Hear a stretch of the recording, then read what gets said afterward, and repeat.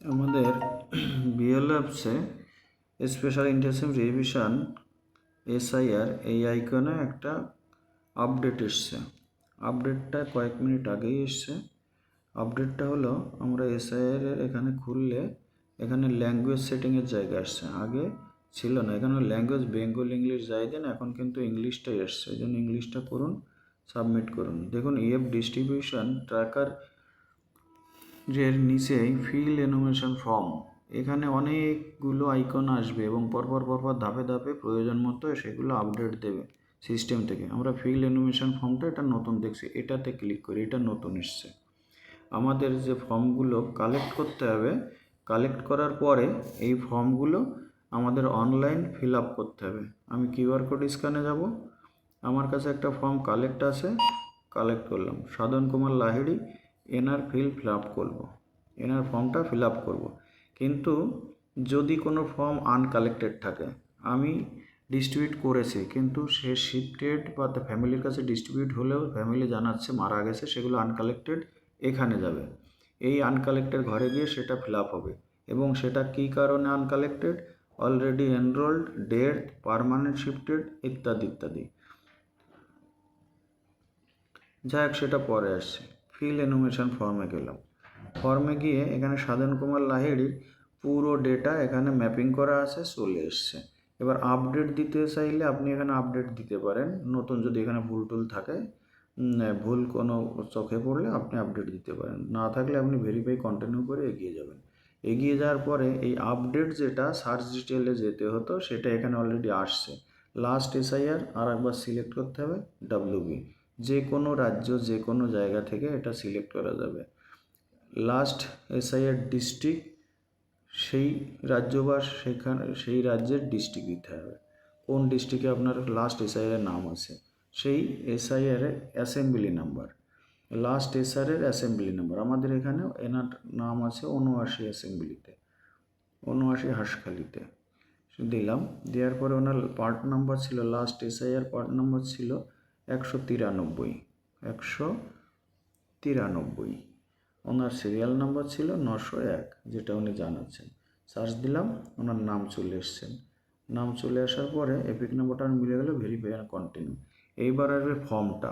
ফর্মে আমরা গিয়ে প্রথমে ডেট অফ বার্থ দেওয়া আছে, এটা ফিল আপ করতে হবে। ওনার ডেট অফ বার্থ ১৯৬২ সাল উনি উল্লেখ করেছেন, ৬২ সাল। এখানে আমাকে মাস বের করতে হবে, ওনার আছে ২/৮/৬২, তাহলে ২/৮/৬২ আমি করে নিলাম। এনার আধার নাম্বার, আধার নাম্বার আছে ৫১/৭৬/৭৬৫৪২৬ এবং মোবাইল নাম্বার ওনার দেয়া আছে ৮৬৫৩৯০৩১৮৪। এগুলো মিলিয়ে নেবেন। ওনার বলছে ফাদার বা লিগাল গার্জিয়ানের এপিক নাম্বার নেই, নীল লিখে দেন। নীল লিখে দেওয়ার পরে ফাদার্স নেম, ওনার ফাদার্স নেম আছে সুরেন্দ্রনাথ লাহিড়ী। আমি যেমন আমার এই ফর্মগুলো বাংলাতে ফিল আপ করলেও সবাইকে বলে দিয়েছি বাংলার পাশে ইংরেজিটা লিখে দেবেন, তাহলে সুবিধা হবে, ইংরেজি বানানটা দেখে লিখতে ভুল হবে না। মাদার এপিক নাম্বার এনার ক্ষেত্রে নেই, নীল। এরপরে চলে আসলাম মাদার নাম, মায়ের নাম আছে লিখেছেন নীলিমা, মাদার নেম নীলিমা লাহিড়ী। খুব সাবধানে ফিল আপ করবেন, বানান টানান যেন ঠিক থাকে। স্পাউস, ওনার ওয়াইফের ভোটার কার্ড নাম্বার CHB 166886996, এটা ওনার ওয়াইফের এপিক নাম্বার। এবার ওয়াইফের নাম, ওনার ওয়াইফের নাম লিখেছেন তিলোত্তমা লাহিড়ী, তাহলে ওনার বেসিক ডিটেলস হয়ে গেল। এইবার ওনার লাস্ট এসআইআর এর তথ্য এবং ওনার যে নেমের যেটা ওনার বলেছেন, details of the relative whose name in given in the previous column in the last SIR, সবগুলো মিলে গেল। মিলে যাওয়ার ফলে এবার যাব রিলেশন টাইপ, রিলেশন টাইপ ওনার বাবার নাম আছে। এইবার ফটো, ফটোটা আপলোড করতে হবে ফর্মের ফার্স্ট পেজ এবং সেকেন্ড পেজ। আমি এভাবে ফটোটা ক্যাপচার করে নেব ক্যামেরা দিয়ে। ক্যাপচার করে নিয়ে এখানে ওকে করে দিলাম। ওকে করলে এটা এই 3:4 এটাতে গিয়ে ক্রপ হবে। ক্রপ হলে এই রাইট সাইডে এখানে একটা টিক চিহ্ন আছে। এই টিকটা এখন কোনো কাজ করছে না কেন জানি না, যাই হোক এখান থেকে এটা রাইট চিহ্ন দিলে এখন নিচ্ছে না, ক্লিকটা নিচ্ছে না। এটা রাইট চিহ্ন দিলে এখান থেকে নিয়ে নেবে, এখন নিচ্ছে না। যাই হোক পরে গিয়ে আবার সেকেন্ড পেজ আপলোডের জায়গা আছে। ফার্স্ট পেজ আপলোড করার পরে সেকেন্ড পেজ, এখানে সেকেন্ড পেজের জায়গা আছে। সেকেন্ড পেজটা আপলোড করতে হবে প্রথমে করতে হবে ফার্স্ট পেজ, তারপর সেকেন্ড পেজ। সেকেন্ড পেজের পরে গেলে এখানে ফটো ক্লিক করার জায়গা আছে। ফ্রন্ট ক্যামেরায় করে নেবেন। ফটোটা একটু সুন্দর করে দেখবেন, এভাবে নেবেন, না নিলে কাছাকাছি নিতে হবে, কানের সঙ্গে কান মিলিয়ে পুরো ফেসটা এভাবে নেওয়ার পরে দেখবেন যতক্ষণ ফেস টু স্মল দেখাচ্ছে তখন হবে না। যখন এরকম মোটামুটি মিলে যাবে দেখবেন এখানে ক্যাপচার আসবে, ক্যাপচারটা করে নেবেন।